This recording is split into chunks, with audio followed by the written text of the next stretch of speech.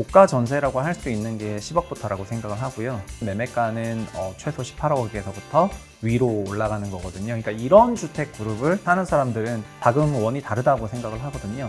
뭐 아니면 돈을 많이 번다, 이런 초고 소득자들이 이런 주택을 사는 거기 때문에 약간 위험하긴 하지만은 뭐 하라고 말씀을 드리고 싶고요. 집이면 집, 땅이면 땅. 당신의 부동산 고민을 해결해 드립니다. 집땅지성 MC 월천대사 이주연입니다. 정말 핫하고 바쁘신 분 모셨습니다. 최부심 유튜브의 최상욱 대표님 모셨습니다. 안녕하세요. 네, 안녕하세요. 최상욱입니다. 예, 정말 불러주셔서 바쁘신데 감사합니다. 와주셔서 정말 감사합니다. 대표님, 서울 아파트 평당 매매가가요 5개월 만에 다시 4천만 원 밑으로 떨어졌대요. 현재 부동산 매수 심리 얼어붙고 있다고 봐야 될 것 같은데 원인이 뭘까요? 일단 그 기사는 저도 봤는데요. 네, 아주 중요한 기사는 아니라고 생각을 하고 있습니다. 왜냐하면은 그 기사의 그 핵심은 실제 거래된 주택 가격을 평균 낸 거라서 월간 분양가랑 비슷한 거거든요. 그러니까 비싼 집이 많이 거래가 되면은 이제 비싸게 나오고, 그리고 가격대가 좀 낮게 거래가 되면 낮게 나오는 건데, 그래서 한 달 동안 뭐 서초구 같은 데가 12% 하락했다, 이런 기사가 나온 거는 평균 거래가액이 낮게 그런 거고, 지수는 이제 그렇지는 않았습니다. 근데 다만 방향만 놓고 보면은 기사가 조금 와닿았던 거는 12월에는 어쨌든 부동산 시장이 냉각됐고, 그리고 1월에도 그런 냉각기가 있었기 때문에 그런 거에 대한 그런 체감과 맞아 떨어지는 것 같고요. 전체적으로 잘 아시겠지만 12월부터는 전국이 불안해졌고, 그리고 10월부터는 대출 규제가 좀 강화가 되는 게 있었거든요. 그러다 보니까 그런 게 반영이 돼가지고 실거래가가 조금 내려가거나 하는 게 있었습니다. 그런데 지금 또 찍는 시점은 또 토지거래 허가제가 풀리고 막 시장이 좀 달라지고 있는 그런 시기이기도 해서 아마 이게 굉장히 불과 일주일도 안 된 기사였는데 저한테는 한 달 넘은 기사처럼 느껴지긴 했어요. MZ세대 영끌, 성지로 불렸던 이 노도강은 급매물도 겨우겨우 거래가 되고 있고요. 도봉구의 경우에도 한 구축 아파트는 4년 만에 반토막 가격에 거래가 되는 이런 사례도 올라왔었대요. 반면에 또 이제 토허제가 풀린 잠삼대청이라고 불리는 이곳은 또 분위기가 굉장히 다르단 말이에요. 이 극단의 분위기 어떻게 분석하고 계신가요? 저는 그래서 시장을 두 개 그룹으로 나눠서 본 지 좀 오래됐습니다. 그러니까 첫 번째 그룹은 전통적인 그런 부동산 시장인데, 그 집을 살 때 필요한 돈을 자기 소득하고 대출을 통해서 조달하는 그런 시장이고요. 요런 시장에서는 현재 부동산 분위기가 불장이다, 이런 걸 체감하기 어려울 거라고 생각을 하고요. 그리고 두 번째 그룹은 집을 살 때 필요한 돈을 원래 소득과 대출뿐만 아니라 투자 자산이 많거나 아니면 소득이 정말 압도적으로 높은 신흥부자들이 사는 그런 그룹이라고 할 수 있을 것 같고요. 그리고 지금 토어제가 풀린 장삼대청 같은 경우에는 전격적으로 두 번째 그룹에 해당하는 지역이 되겠습니다. 그래서 이들 지역은 토어제가 풀렸기 때문에 자기 자본만으로도 살 수 있었는데 전세 끼고 집 살 수도 있고, 투자금으로 한 채 더 살 수도 있고 하기 때문에 수요가 좀 붙을 것 같고요. 제 계산은 그냥 단기적으로는 한 10에서 15% 실거래가가 뛸 것 같습니다, 이런 지역은. 왜냐하면은 지난 3년 동안 물가만, 그러니까 4년으로 확산하면 물가만 한 15% 올랐거든요. 3년간 12% 올랐으니까. 그래서 물가 상승률을 못 따라가다가 한 번에 따라간다 생각하면 10에서 15% 떠가지고 실거래가가 찍힐 것 같고요.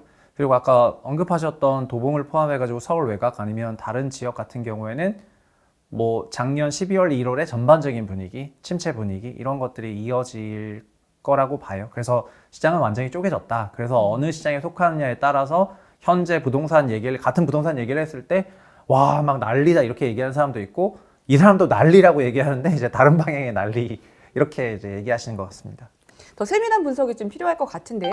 이 실수요를 위한 이 내 집 마련, 그리고 여유 자금으로 부동산 투자를 생각하시는 분, 아까 두 그룹으로 쪼개졌다라고 네. 했는데, 이 각각 그룹이 이제 기준이 필요하잖아요. 어떠한 기준으로 좀 접근하시고 이제 시장을 보셔야 되는지 또 좀 궁금하실 것 같아요. 예전에는 그러니까 초고가 기준이 문재인 정부 때는 뭐 15억 넘는 주택이 이제 초고가고 9억 넘는 주택은 고가 주택으로 구분을 했는데, 현재는 그거 이상 기준이 없습니다. 그런데 서울에 고가 주택이 많아지다 보니까 평균 주택 가격이 이제 13억 정도 되는 것 같은데, 그거는 전세로 환산하면은 6억 5천 정도 되는 거거든요. 근데 저는 편의상 전세는 대출이 5억까지 되다 보니까 6억 전세까지 가는 게 대출을 끼면은 큰 무리가 없다고 생각을 한다면은 고가 전세라고 할 수 있는 게 10억부터라고 생각을 하고요. 10억의 고가 전세라고 한다면은 매매가는 최소 18억에서부터 위로 올라가는 거거든요. 그러니까 이런 주택 그룹을 저는 이제 보유하고 있거나 아니면 뭐 투자할 생각이라면은 뭐 말릴 생각이 없습니다. 왜냐하면 이런 주택들을 사는 사람들은 아까 말씀드린 것처럼 자금원이 다르다고 생각을 하거든요. 그리고 이런 시장이 무너지는 건 언제 무너지냐면은, 그러니까 지금은 미국 주식 팔아서 사거나 코인 팔아서 사거나 아니면 자기 증여상속 받아서 사거나 아니면은 자기가 뭐 아프리카 BJ든가 아니면 헤비 인플루언서여가지고 돈을 많이 번다, 이런 초고 소득자들이 이런 주택을 사는 거기 때문에 이런 시장이 무너지는 거는 미국 주식 무너지는 게 가장 대표적인데 22년 하반기 같이요. 그런 시장에서만 조정이 나오고 평소에는 조정이 나올 일이 없습니다. 그러니까 이런 형태의 초고가를 살 생각이라면은 저는 이제 약간 위험하긴 하지만은 뭐 하라고 말씀을 드리고 싶고요. 다만 그게 아닌 일반 주택 같은 경우에는 소득과 대출로 구성이 되는데, 소득과 대출 같은 경우에 최근에 대출금리 내려가고 있긴 하지만은 이런 주택들은 여전히 금리가 4%대이고 너무 높아요. 맞아요, 높죠. 그래서 이런 주택들은 투자 성과를 내려고 사는 건 아니라고 생각을 하고요. 전 방금 말 그대로 거주 안정성 때문에 사라고 말씀을 드리고 싶거든요. 그래서 두 부동산의 두 그룹을 대하는 저희 자세는 완전히 달라져야지 될 것 같고요. 저는 부동산으로 돈 벌고 싶다 그러면은 그런 사람들은 어떤 수단과 방법을 가리지 않고 초고가를 사야 된다고 생각하지만은 모든 사람이 그렇게 할 수 있는 게 아니기 때문에 그게 어렵다고 생각하고요. 이제 그냥 현실적으로 말씀을 드리자면은 서울의 매매 거래량은 어쨌든 평년 대비 반토막 난 상태입니다.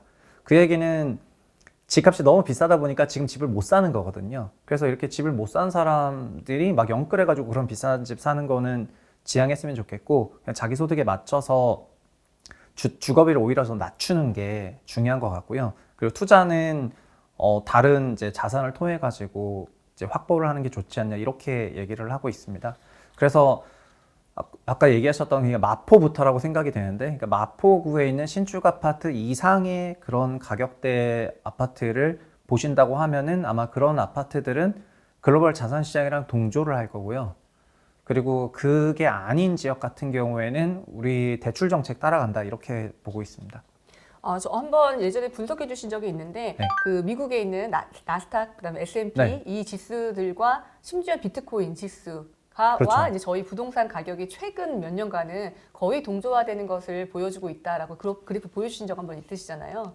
그러니까 현재 작년부터 어쨌든 통계상 나오는 거는 자금조달 계획서라는 거를 2017년부터 저희가 받아왔었는데, 물론 국토부 내부 데이터니까 이제 공개는 의원실 통해서 하지만은 자금조달 계획서에서 가장 큰 차이가 뭐냐면은 과거에는 이런 고가주택을 사는데 필요한 게 많은 대출이었는데 요새는 미국 주식 팔아서 집 사시는 분이 진짜 많아졌거든요. 그러니까 24년에 자조서에서 미국 주식 팔아서 집 샀다, 이렇게 대답한 사람이 20%가 넘고 20%나. 그 전년도인 23년에는 이게 한 7%밖에 안 되는 거니까 지금은 더 많겠죠. 그리고 2021년 저희가 전고점이 2021년이잖아요, 부동산이. 근데 전고점이 21년일 때 환율 1,100원, 지금 1,450원이니까 그냥 미국 주식 넣어두기만 하더라도 25% 이상 번 거거든요. 그렇게 생각하면은 현재 미국 주식 팔아서 아니면 코인 팔아서, 코인도 달러랑 이제 태깅이 돼서 움직이니까 2배 오른 느낌인 것 같아요.